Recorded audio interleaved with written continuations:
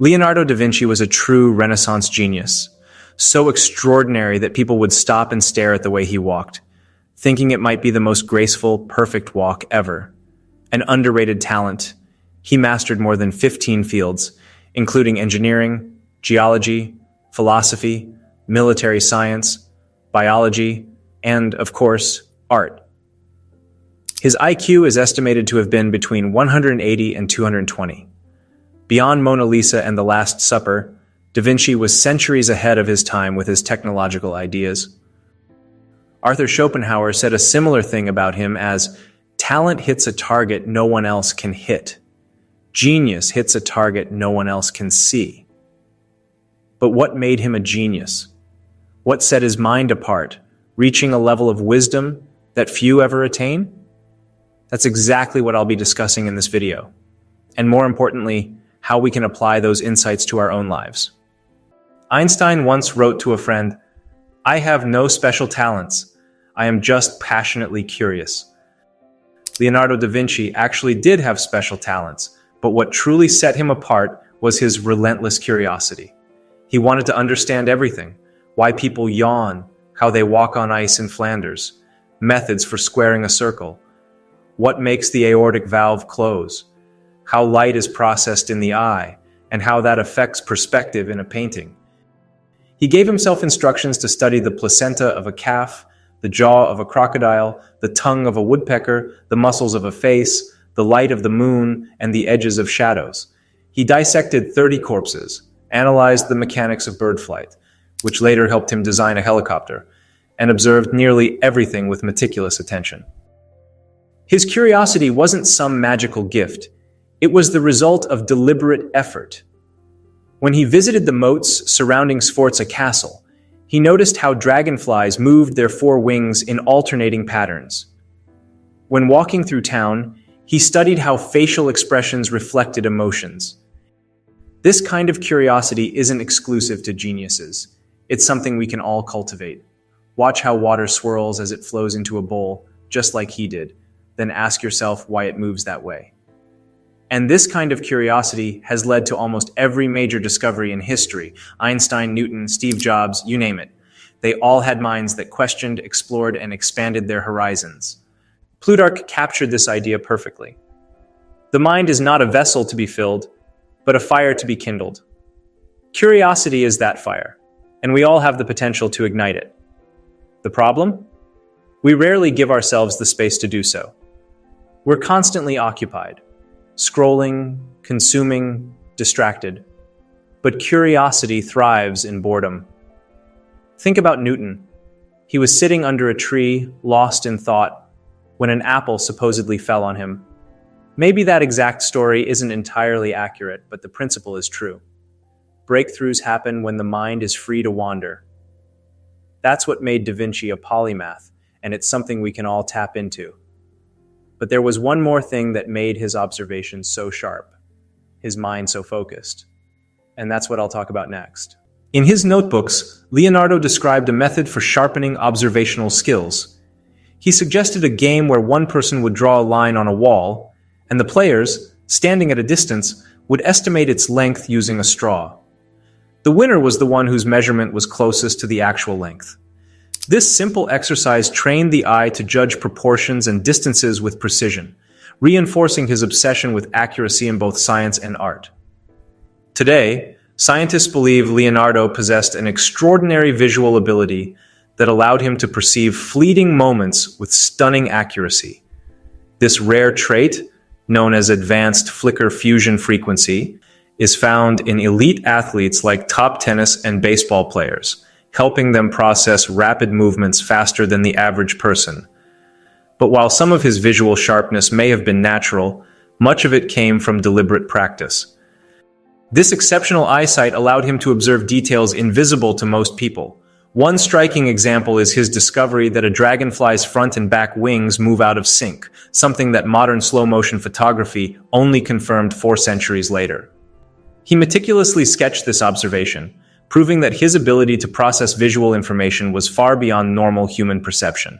According to researcher Margaret Livingstone, the Mona Lisa's famous smile is so enigmatic because it captures the precise moment of breaking into a smile. a fleeting expression that Leonardo's sharp eye was able to freeze in time.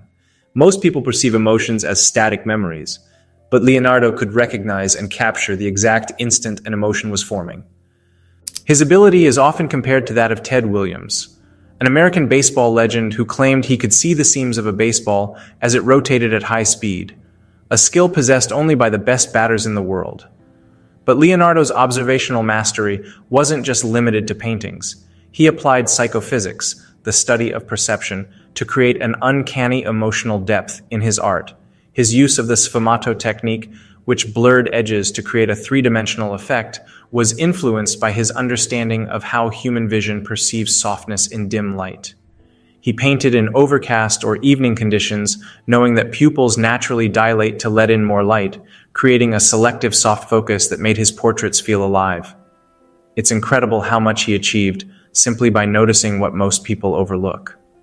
He didn't chase degrees or prestigious schools. He cared only about first-hand experience. And that's what made him not just talented, but one of the most brilliant minds in history. But there was one more thing he did consistently that allowed him to perform across so many fields, and that's what I'll discuss next. While painting The Last Supper, Leonardo would often stare at the work for an hour, make a single small stroke, and then walk away. When Duke Ludovico questioned this, Leonardo explained that creativity requires time for ideas to marinate and intuitions to come together. As he put it, men of lofty genius sometimes accomplish the most when they work least, for their minds are occupied with their ideas and the perfection of their conceptions, to which they afterwards give form. Most of us don't need advice on how to procrastinate. We do it naturally. But procrastinating like Leonardo is a skill. It's not about mindless delay.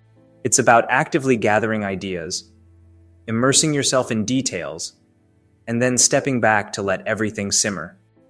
It's closely tied to the power of boredom. Ida LeChaune put it beautifully. When we cannot bear to be alone, it means we do not properly value the only companion we will have from birth to death, ourselves.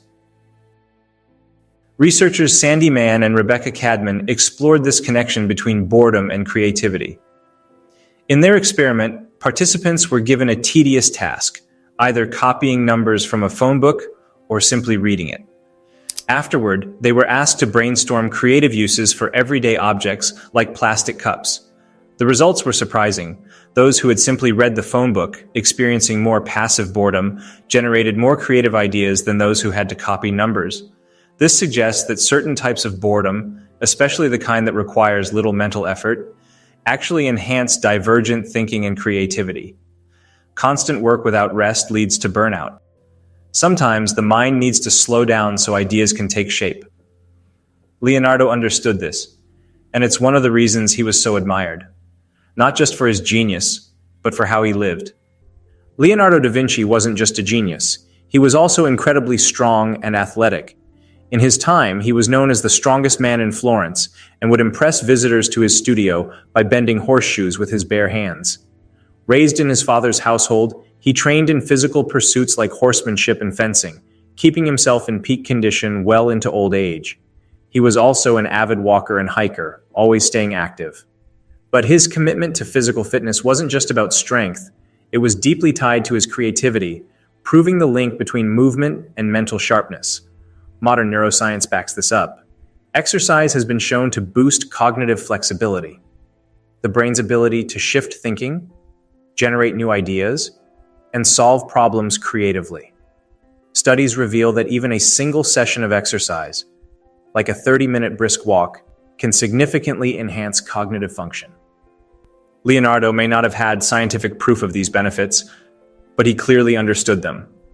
And honestly, with his level of intelligence, I wouldn't be surprised if he did figure it out.